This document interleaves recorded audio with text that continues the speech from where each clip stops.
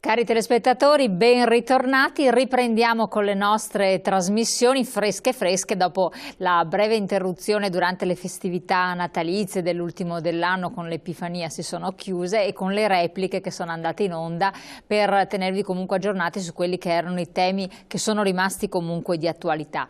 E riprendiamo freschi con le ultime novità che ci vengono dall'anno nuovo, dalle ultime cose che ha combinato anche l'INPS, di cui purtroppo c'è ben poco da ridere perché i pensionati ne sono ben al corrente, e lo facciamo naturalmente con lo speech CGIL del Veneto. E ben ritornata in trasmissione Maria Pistorello, la nostra ormai super esperta. Buongiorno. Che è del Dipartimento Previdenza dello speech CGIL del Veneto, e vediamo un po' prima di tutto di affrontare la questione che è di questi giorni, appena passata, insomma, un ritardo nel versamento delle pensioni che sembra una cosa esigua per chi ha delle pensioni importanti, perché comunque ha la propria riserva, perché è di 5 giorni, ma non è stato così assolutamente, anzi è stato un ritardo molto grave, io direi imperdonabile, per i tanti pensionati, alcuni dei quali ci hanno anche scritto, hanno lasciato dei messaggi in segreteria con delle pensioni esigue che arrivano alla fine del mese pelo giusti facendo i loro conticini, e che ha portato un incasso naturalmente sugli interessi maturati di 5 giorni, ma facciamo la somma di tutti i pensionati a livello italiano, di bei soldini, non certo per le casse dei pensionati, ma per le casse dell'INPS stessa. Allora, questa cosa qui, vi siete pronunciati, se non sbaglio, come sindacato in generale a livello nazionale. Che cosa ne dite? Che cosa è successo? Come è giustificabile questo? Se farete anche un'azione perché in futuro non possa ripetersi, perché ha messo massimo un ritardo di 1 giorno o 2, ma non arrivare a 5. Sì, questa situazione è stata eccezionale proprio per il fatto che Capodanno, il giorno di Capodanno è caduto proprio di venerdì, che sarebbe stato il giorno in cui dovevano essere pagate le pensioni. Allora, questo ritardo è un ritardo programmato, contenuto nella legge 109 del luglio di quest'anno, e si rifà proprio all'unificazione dei pagamenti delle pensioni, sia pubbliche che private. Il pagamento è stato anticipato al 1° del mese, però la legge parla di primo giorno lavorativo del mese, primo giorno bancabile in pratica. È successo che invece per quanto riguarda le festività di quest'anno, ma solo per il 2015, per il gennaio 2016, insomma, è successo che è stato scritto proprio nella legge che si sarebbero pagate le pensioni il secondo giorno bancabile, e il secondo giorno bancabile è caduto lunedì 4 gennaio per quanto riguarda le poste, perché le poste, lo sappiamo, sono aperte anche il sabato, quindi per loro il primo giorno era sabato, il secondo lunedì, invece per le banche il secondo giorno bancabile è martedì. Sì, è vero, il problema si pone soprattutto per quei pensionati con basso reddito, che quante volte lo diciamo, non si arriva a fine del mese, si arriva alla terza settimana, eccetera. Pensiamo che chi aspetta i soldi, anche il ritardo di 1 giorno, 2 giorni, 3 giorni, come in questo caso, insomma, è una cosa non da poco. Noi auspichiamo che se dovesse capitare ancora, anzi lo faremo presente, se dovesse capitare ancora si preveda almeno fino a un certo reddito di pagare magari l'ultimo giorno del mese precedente. In questo caso sarebbe stato certamente auspicabile. Comunque per il futuro io voglio rassicurare i pensionati, la legge parla di primo giorno lavorativo, quindi se l'1 del mese è giorno lavorativo sarà pagato l'1 del mese, altrimenti anche qua scatterà di 1 giorno o 2 in più. Bisognerà vedere insomma com'è l'andamento del calendario di quest'anno. Ma se non altro non c'era un onere di informazione da parte dell'INPS? Avrebbe dovuto informare i poveri pensionati che lo so, l'onere di informazione. Allora, la legge non ammette ignoranza, si dice, no? E infatti si dava per scontato che tutti avessero letto la legge 109 del 2015. Sappiamo bene che così non è. e quindi noi siamo stati davvero tempestati di telefonate da parte di pensionati che erano preoccupati, insomma, di telefonate soprattutto lunedì, quindi il giorno 4, e abbiamo potuto dire: guardate, oggi per chi riceve il pagamento in banca è tutto a posto, domani saranno disponibili i soldi invece per chi li riceve nel conto corrente bancario. Beh, insomma, quindi intanto l'hanno fatta, Sì. l'hanno combinata e gli è passata liscia, insomma, anche questa volta. Per questa volta sì. Per questa volta sì, quindi vi premunerete per volte successive di eventuali ritorsioni. Per quanto riguarda il discorso della rivalutazione delle pensioni, quindi entriamo nel 2016, nell'anno nuovo e le varie novità, che cosa si può dire? E allora, ecco, adesso l'ultima volta che ci siamo visti qui da questa emittente la legge di stabilità non era ancora stata votata e fortunatamente grazie a un comma della legge di stabilità, cioè come posso dire, l'innalzamento della no tax area a favore dei pensionati, il 2016 non sarà così, come posso dire, triste dal punto di vista economico come era stato previsto. Perché? Perché intanto, prima notizia, è quella della rivalutazione delle pensioni. Quest'anno non ci sarà rivalutazione perché, come ben sanno i nostri ascoltatori e le nostre ascoltatrici, le pensioni vengono rivalutate sulla base dell'aumento del costo della vita. I calcoli fatti dal Ministero delle Finanze, dell'Economia e delle Finanze dicono che l'aumento percentuale è pari a 0, quindi le pensioni non saranno aumentate per effetto della rivalutazione annuale. Però l'aver accettato quella che è stata una proposta dei sindacati, una nostra proposta portata avanti da tempo e proprio resa ancora più, come posso dire, pressante nel tavolo che abbiamo con il Ministero del Lavoro, ed è quella dell'innalzamento della no tax area, fa sì che per le pensioni fino a 15.000 euro ci sia un beneficio nel proprio assegno pensionistico. Allora, chi riguarda la no tax area? Intanto riguarda in special modo le categorie è diversa per le due categorie di pensionati. Da una parte ci sono quelli che hanno meno di 75 anni. Questi hanno visto elevare la loro, diciamo, tassa esente, la loro quota di pensione esente dalle tasse, e questo in sostanza che vuol dire no tax area, l'hanno vista elevata da 7.500 a 7.750 euro annuali. Invece coloro, i pensionati che hanno più di 75 anni, vedono elevata la quota esente da tasse della loro pensione da 7.750 euro come era prima a 8.000 euro annuali, così come è per i lavoratori dipendenti. Lordi, stiamo parlando sempre lordo o netto? Beh, in questo caso qua abbiamo netto. Naturalmente parliamo di 8.000 euro, di 8.000 euro di pensione che non vengono gravati da tasse. Naturalmente questo beneficio si estende perché va a incidere sulle detrazioni e sull'IRPEF da pagare. Questo si estende anche per i pensionati che hanno più di 8.000 euro di pensioni annue e a mano naturalmente più si va su meno si ha di beneficio, però ne beneficiano tutti quei pensionati che hanno fino a un massimo di 15.000 euro annui di pensione lorda, ecco in questo caso qua 15.000 euro lordi di pensione all'anno. Fino a quella cifra si ha un beneficio più alto naturalmente per le pensioni basse, più contenuto invece a mano che ci si avvicina al limite.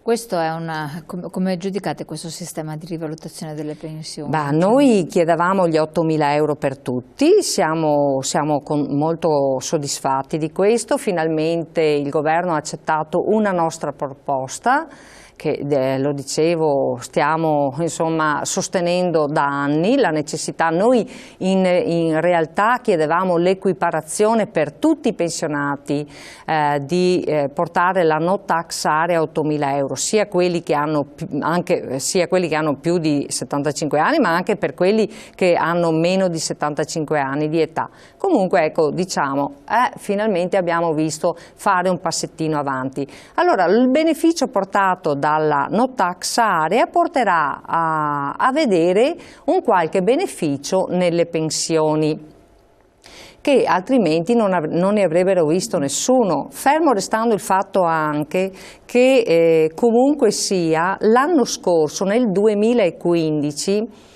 le pensioni sono state rivalutate nella fascia insomma, che è stata rivalutata per intero, quindi quella fino a 3 volte il minimo, sono state rivalutate dello 0,3%, quindi proprio poca cosa. Ma poi, siccome vengono rivalutate con un tasso presunto, no, di rivalutazione, alla fine il Ministero ha fatto i conti e ha visto che spettava una rivalutazione soltanto dello 0,2%, per cui quest'anno i pensionati avrebbero dovuto restituire quanto preso in più nel 2015. Invece, sempre nella legge di stabilità è stata messa una norma che prevede che il conguaglio, diciamo, quello che è stato preso in più nell'anno 2015 sarà restituito invece nel 2017. Nel frattempo si spera magari che vi sia, non lo so, noi posso dire cosa speriamo noi dello SPI-CGIL. Ecco, noi abbiamo un tavolo aperto, no? Abbiamo aperto finalmente nel 2015 un tavolo unitariamente con il Ministro del Lavoro, il Ministro Poletti. Uno dei motivi, una delle rivendicazioni che facciamo è un sistema più efficace di rivalutazione delle pensioni. Noi speriamo proprio che... Ma l'avete chiesto, cioè sperate perché l'avete anche chiesto? Noi l'abbiamo chiesto espressamente, è uno degli oggetti, dei motivi per cui ci si trova con il Ministro, studiare un metodo di rivalutazione delle pensioni che sia più efficace. Che faccia sì che le pensioni, una volta che un lavoratore dopo un bel po' di anni, e poi vediamo adesso magari dopo faccio anche così il punto della situazione sugli anni che ci vogliono per andare in pensione attualmente, no? Allora dopo tutti questi anni di lavoro si possa godere con serenità la propria pensione, e che questa pensione, che questo assegno che un pensionato prende mantenga negli anni il proprio valore economico, quello che noi chiamiamo il proprio potere d'acquisto. Allora dobbiamo trovare un sistema di rivalutazione che non sia agganciato così com'è finora all'indice dei prezzi che quindi di valutazione o svalutazione dei prezzi. Esattamente, insomma. Ma che sia agganciato, che veda insomma un aggancio a una modalità diversa. Ecco, abbiamo visto che il sistema attuale, che è in vigore dal 1992, ha portato, se noi abbiamo fatto, il nostro istituto di ricerca ha fatto dei calcoli, è stato stabilito che chi è in pensione da 15 anni, in questi 15 anni ha perso il 30% del proprio potere d'acquisto, della propria pensione, quindi come posso dire, una svalutazione davvero troppo elevata. Ecco, per quanto riguarda invece la sentenza della Corte Costituzionale che c'è stata, che cosa, ribadiamo un po' il concetto, che cosa va a decidere, a stabilire, quindi stacchiamo un po' con il tema, però siamo sempre rilacciati a soldi che dovrebbero entrare oppure no nelle tasche dei pensionati. Ecco, rimango ancora un attimo a parlare di rivalutazione, perché, che poi lo vediamo, è strettamente connesso con la questione della sentenza della Corte Costituzionale.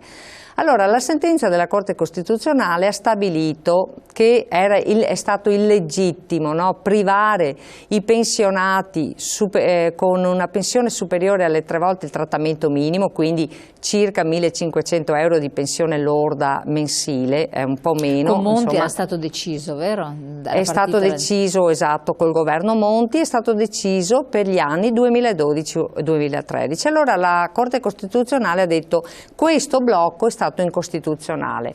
Il governo, una volta avuta la sentenza favorevole ai pensionati, è corso ai ripari con un decreto legge, il decreto legge 65, e poi trasformato nella legge 109. Con questa cosa ha deciso? Ha deciso di riconoscere gli arretrati spettanti per gli anni 2012-2013, ma purtroppo soltanto in minima parte ai pensionati.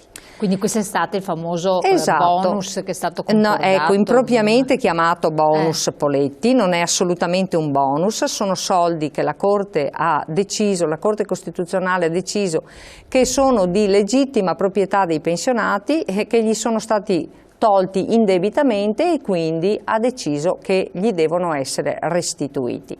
Allora diciamo che la legge fatta dal governo ha restituito in minima parte gli arretrati e di questa parte di arretrati ne ha riconosciuto un tot, una parte naturalmente percentuale molto bassa, a partire dal gennaio del 2016. Quindi i pensionati che hanno la pensione che a suo tempo era stata bloccata sanno che quest'anno si troveranno l'aumento anche rispetto alla sentenza della Corte Costituzionale.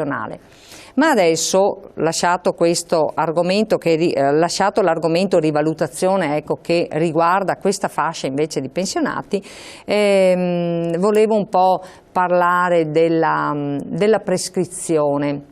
È il titolo anche della nostra trasmissione oggi, attenzione alla prescrizione. Noi abbiamo lanciato una campagna che si chiama Occhio alla prescrizione. Tra l'altro so che la regia ha anche un banner che gli abbiamo inviato, magari poi se vede che può, esatto, se può trasmetterlo. Allora, perché occhio alla prescrizione?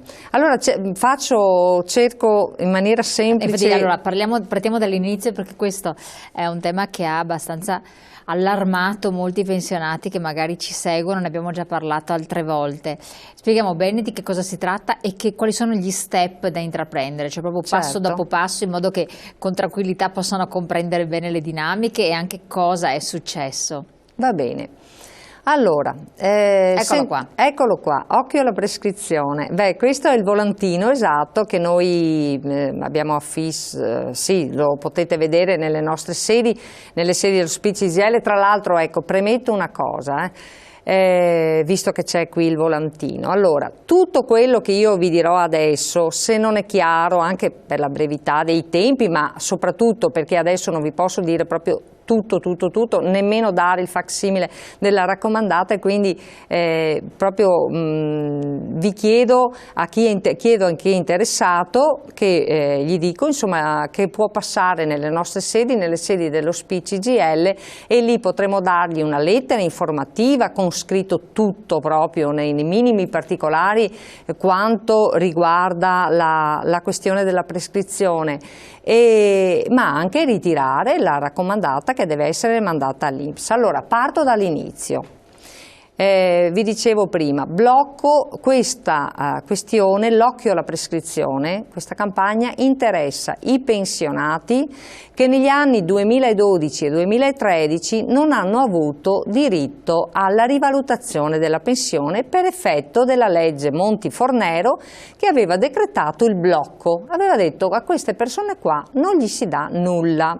Quindi sopra i 1.500 euro nel 2011 nel 2012 era sopra i 1.404 euro, nel 2013 sopra i 1.432 circa. Però io credo che i pensionati che sono interessati se lo ricorderanno bene, perché in quei 2 anni là non hanno visto un centesimo di aumento nella loro pensione. Tra l'altro stiamo parlando di 2 anni in cui l'inflazione, il tasso di rivalutazione che era stato accertato era del 2,7% nel 2012 e del 3% nel 2013, quindi voglio dire molto alto rispetto per esempio allo 0,3% che è stato pagato l'anno scorso, no, di rivalutazione. Allora tutti questi sono interessati intanto questi pensionati qui, quelli che avevano le pensioni nel 2012 e nel 2013 con queste cifre. Allora, che succede?